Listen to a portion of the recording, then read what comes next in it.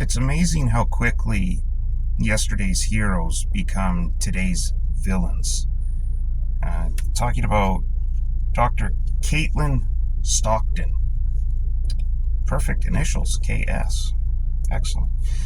She's an emergency room doctor here in British Columbia, particular Eagle Ridge Hospital, and she's worked at Royal Columbian Hospital in New Westminster.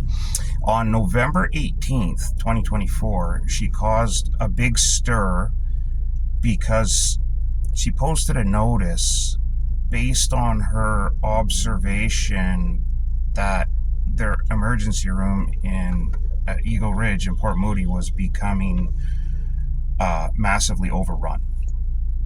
The doctors had asked administration for them to post a code orange, declare code orange, which I don't know this stuff, so I have a note that says a code orange is activated when a certain event overwhelms a hospital's resources, and it allows them to activate emergency protocols. And so it's apparently being routine for administrators to refuse these requests from the doctors, the emergency doctors, because who would know better, right? Like, the men and women that are working in the ER themselves, or some stuffed suit administrator bean counter going, I don't think so.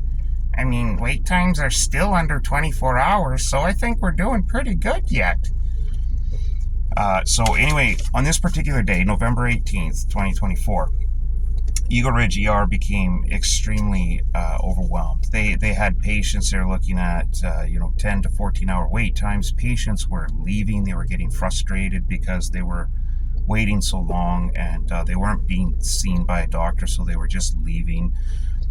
One of the problems was, again, administration.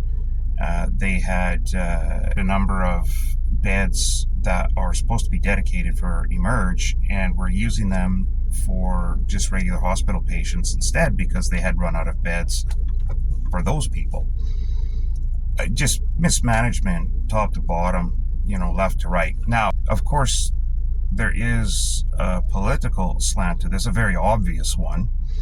Dweeby and his idiotic merry band of morons, the NDP, once again prove that they can't manage jack squat, that they're incompetent as hell and are terrible with managing taxpayer dollars. They spend it all on the wrong issues in the wrong places, hiring the wrong people, and do nothing to address the serious issues that British Columbians face on a day-to-day basis, like a massive lack in healthcare services straight across the board. Whether you're just trying to find a doctor, a family doctor to take care of your day-to-day concerns, or you have a serious injury, you're going to be disappointed, very disappointed in this province. And it's been that way ever since, it's been that way for a long time, but ever since the NDP has taken over, it's gotten so much worse here. So much so that on the day in question, November 18th, 2024, the 7-year emergency room veteran, Dr.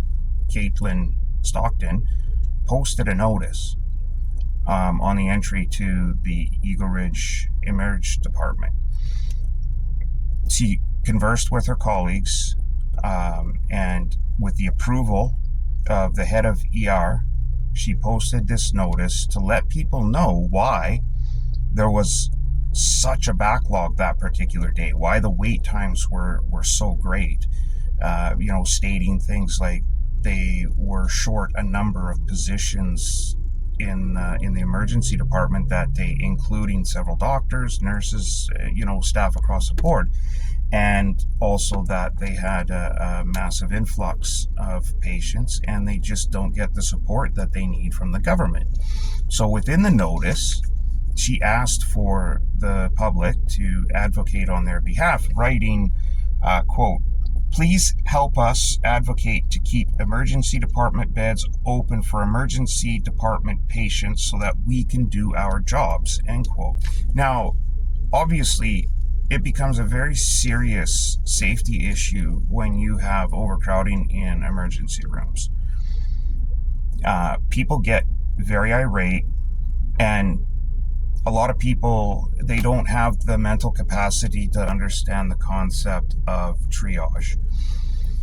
A lot of people are selfish, and especially in an emergency, think that the only thing that's important in the world is their problem. It's them. It doesn't matter that, buddy in the corner here is holding his arm like this because it was sawed off, and he's not looking because he's like, oh no, it's still attached. They don't understand why that person would get priority over them because they got their hand stuck in a pickle jar. Well, all you need to do is just let go of the pickle and your hand will pop right out. Silly example, but you understand what I'm saying. Some people don't understand that there are other people that are more important. They think it's just like, well, why does he get to go in? I was here for already 5 hours waiting. Yeah, because you have a splinter in your finger. This guy, was knocked unconscious because he fell out of the 4th-story window. Like, come on, man. So, again, frustrated, and this doctor posted this notice, and again, with the blessing of the head of ER and the endorsement of the other workers in the department that day. Now, the Fraser Health Authority, who manages that area, came down on her like a ton of bricks. The reason they singled her out, even though it was the entire department, it was all the doctors, nurses, support staff, security, everybody had been raising the alarm on these staff shortages for years that have already led to a plethora of issues, safety issues for patients and for the staff. So much so that it's not uncommon for the staff, especially the nurses, to be subjected to all kinds of verbal abuse. Many nurses have been attacked physically, and the mental stress and emotional abuse that they face daily from people that come to the emerge, because they all take it out on them. And let's face it, not all patients are understanding or reasonable. And because of this, it's created its own problem and further exacerbated the situation, because when you get bullied so much or you get attacked at work, well, of course, you're taking time off.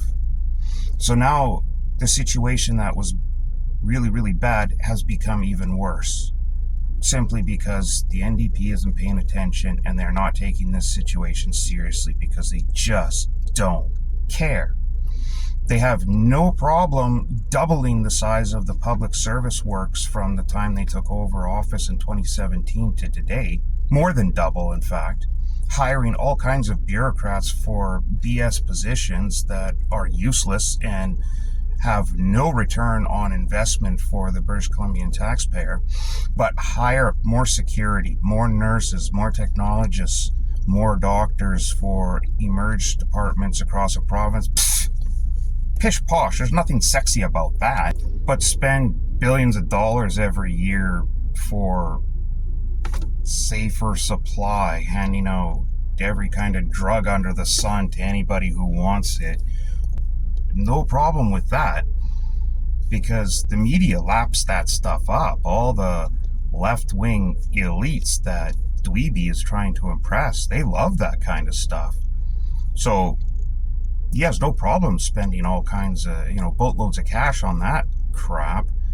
He picks up his little accolades and his little pats on the dick, and he's happy. But spend money on healthcare workers, well, not everybody sees that. It's not that impactful, so nobody cares, so no money gets spent there. So now you have, for years, all levels of healthcare, sounding off to the government, the media, and anyone else who will listen, but nobody seems to care. Unless, of course, you're one of those poor bastards that gets caught up in the system. Then all of a sudden your eyes are open and you suddenly care. As time's gone on here over the last couple of years, several years since NDP's taken over, of course, more and more people have had to subject themselves to our healthcare system, and it went from something that was okay to something that's far below any third world country. And they're starting to get a taste of it. It didn't matter before because they didn't have to use it. Now they're starting to see, oh, geez, our healthcare system really does suck here, and something needs to be done. Why isn't the government doing anything? Why isn't Dweeby focusing on hiring more nurses and doctors? And of course, the first thing is like, well, we're hiring nurses and doctors at record rates from the United States. They get here, they see how bloody overtaxed we are, how repressive the governments are at the provincial and federal level, and they go, yeah, I really don't want this, I'm going home. So the ones that they do manage to get here typically don't stay very long. And of course, there's also the other issue, as much as they being Dweeby and his merry band of idiots like to, again, pat themselves on the dick, thinking they're doing such a wonderful job with mobility. A lot of doctors, nurses, various technologists, what have you, that come to BC are still in a position where they can't hit the ground running. They're still having to jump through hoop after hoop after hoop that can take anywhere from a few months to several years before they can actually practice in their chosen field, the field that they're academically trained and practically experienced. Now, coming back to Dr. Stockton, she's just recently filed a lawsuit against the Fraser Health Authority. The lawsuit is basically for a constructive dismissal, stemming from this November 18th, 2024 incident. The lawsuit alleges wrongful dismissal by the Fraser Health Authority, as well as the health authority operating in bad faith. So she's seeking aggravated and punitive damages. Now, when this whole thing broke with the letter, or with the notice being posted on November 18th, 2024, the executives at the health authority, it sounds like they came down on her like a ton of bricks. They really didn't care about the root cause of why she posted the notice. They were only concerned that she did because it gave them a bad look, right? The health authority came off in a bad light. You can't have that. Dweeby's precious little government workers, they always have to be seen as just the best, no matter what, no matter how incompetent they are, how stupid they are. They always have to be seen in the best possible light, like your typical good commie, right? You can't ever see the truth. They never make a mistake. It's always everyone else's fault. They're the best.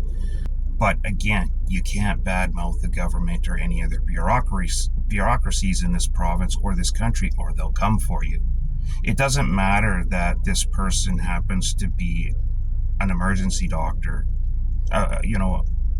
a resource in this province, in this country that's highly sought after right now. It doesn't matter that she was simply doing her job by looking out for the best interests of the public and the best interests of the staff with whom she worked, to make sure that everyone was safe and taken care of. That doesn't matter. That's not what they were focused on. Nobody cared about that. The only thing they cared about was by posting this notice, Dr. Stockton shone a negative light on the bureaucracies and their lack of caring for our healthcare workers, for the people that need healthcare in this province. They just don't care. She shone a big spotlight on that. That's what they're concerned about. They're not concerned about, let's have a conversation on how we can improve funding or how we can improve resources. Let's have a conversation about how we can make the ER safer, with more security or different other countermeasures where we can have maybe, secure zones where people can and can't go.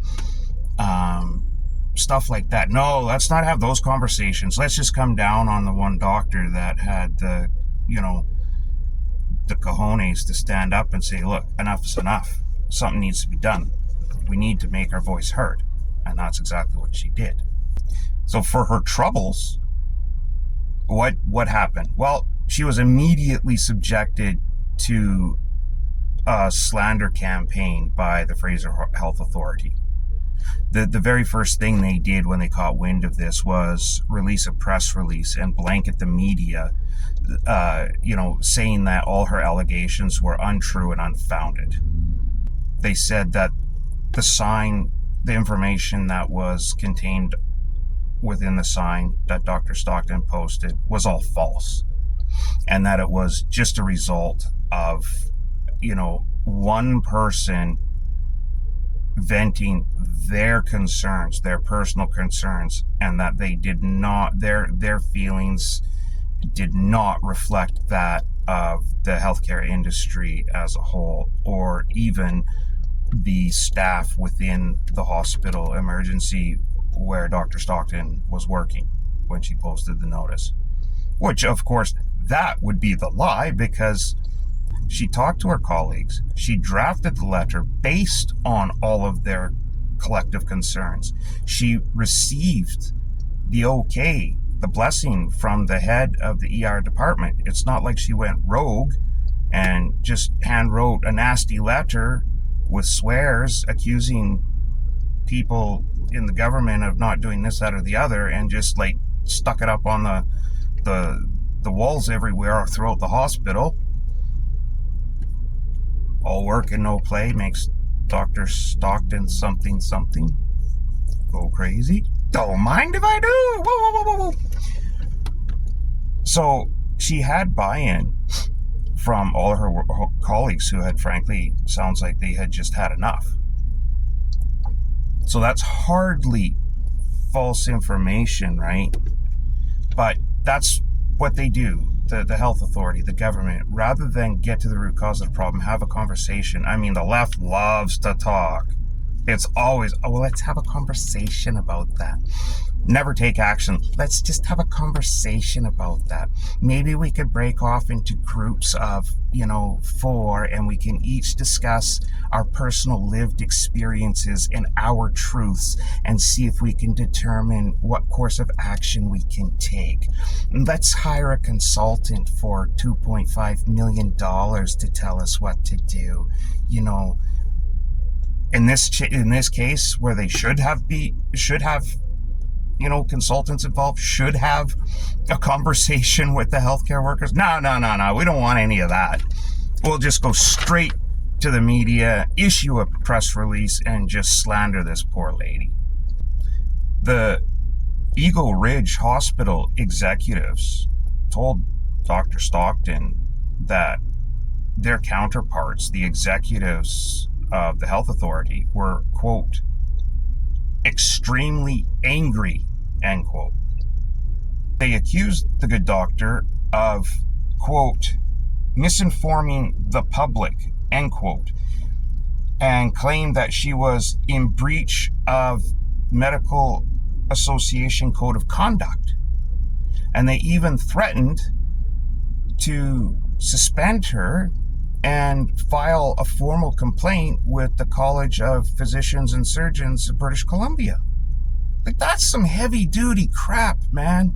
Like when you're a professional and you're governed by a licensing body, and someone makes a complaint, they take that bloody seriously. Like, you don't even want to be, you don't want to get hauled in front of these people for any reason.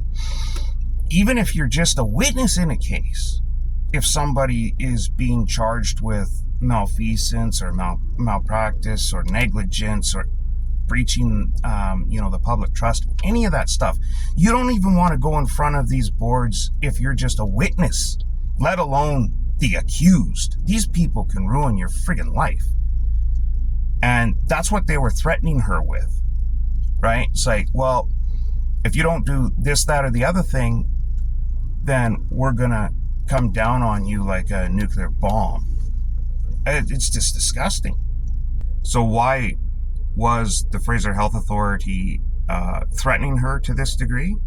Well, they wanted her to write and publish an apology letter, but not only did they want her to write and publish this letter to the public, they wanted her in this letter specifically to apologize for her wrongdoing. Now, you may also call that for what it is, wrongthink. Right? Here's a lady who, a professional, a physician, an ER doc, who saw things with her own eyes, 7 years experience. She's not a newbie. She knows the system. She's worked in multiple ERs. She knows what she's doing. She sees a threat. She sees danger. She's experienced enough to know. These are the type of people you should be listening to, not threatening them. And they want her to apologize and say that and correct her wrongdoing. That's absolutely asinine. This is the world we live in nowadays. When you have someone like this who is in the know, has expressed not only her concerns, but the concerns on behalf of those with whom she works, and she gets shut down immediately by the government or a branch thereof, by bureaucracies concerned about them being seen by the public in a bad light, rather than address the root cause of the issue. The one time these idiots don't want to sit down, have a conversation, the one time they should be. It's ridiculous. Again, so instead of talking to the healthcare workers and sorting out what the problem is, trying to get to the root cause and what they can do to help, where funding needs to be, shored up, who needs to be hired where, this kind of thing. No. No money for that, but we have thousands of dollars to conduct an investigation to track down who this clandestine mastermind of a spy would post this misinformation campaign of misleading the public. Oh, is it misinformation or is it disinformation? Was she deliberately spreading information to the public that she knew was false? Or was she just too stupid to understand that the information she was disseminating was incorrect? Like, that's just disgusting. That's how they paint this poor doctor. 4 or 5 years ago, during the height of Sniffles 19, people banging pots and pans against their head every friggin' day at 7 p.m., showing their appreciation for healthcare workers because they went to work that day. But now, screw them. Throw them under the bus. Vilify them. Nail them to a cross because they should dare to speak out and say that our healthcare system sucks. Well, newsflash, Fraser Health Authority executives, everybody with a brain in their head knows that British Columbia's healthcare system sucks. And we all know why. It's because of you health authorities. All of them across the province. Right back up to the dweeby himself and the NDP. Now, in the article, our British Columbia Health Minister, Josie Osborne. She was reached for comment, but since there's a court case involved, she said that she wouldn't be offering any comment in regard to that. But she did release like just a basic statement, nothing specific to this case. But she said that it's essential that healthcare workers feel that they can raise workplace concerns. So that's you know, these people, man, they're pieces of work. Because don't think for a second that this Josie and the Pussycats here wrote this statement herself. There's not a chance. None of these people do this stuff on their own. They've got a staff of like 18, 20 people that do this for them. And they research the wazoo out of every single frickin' word that goes in an email. So it's not like she just went, oh, well, geez, you know, it's essential that all health workers be able to voice their concerns. But that's not what she said, was it? It's essential that healthcare workers feel they can raise workplace concerns. It's essential that they feel that they can, not that they should be able to raise concerns without fear of reprisal, without any hesitation, without prejudice. No, they should only feel that they should be able to do that. So allegedly, she goes on to say, but if they know what's good for them, they'll keep their fucking mouths shut, especially this Stockton bitch. Now, I say allegedly because I don't know if that's actually what she said, but yeah. So, it's essential that healthcare workers feel they can raise workplace concerns. Just don't open your fucking mouth. Just feel that you can. That's all you get. You don't actually get to say anything. You just need to feel like you can. That's our dweeby. That's our no democracy party, our NDP government here. You got a serious healthcare issue in this province and have had since NDP took over 7 years ago, and it's only getting worse and worse and worse 8 years ago. God, sorry. Yeah, they've been in power for 8 years. What a nightmare. And rather than try and get to the root cause of the problem and solve it, or at least try to find some sort of solution, no, they just go after the people that happen to notice that we have the issue. Those are the bad people, the people that wake up with the eyes open and look around and go, hey, there's bad things going on here. We're in trouble. We need help. Those are the people they target and vilify. This province, this country, man, it's just gone nuts, just nuts. Whoa, boy, did you fall. Whoops. Damn it. Emergency room doctor, Dr. Kaitlin Stockton. I don't know why that's so hard for me to say. Kaitlin Stockton. Kaitlin Stockton.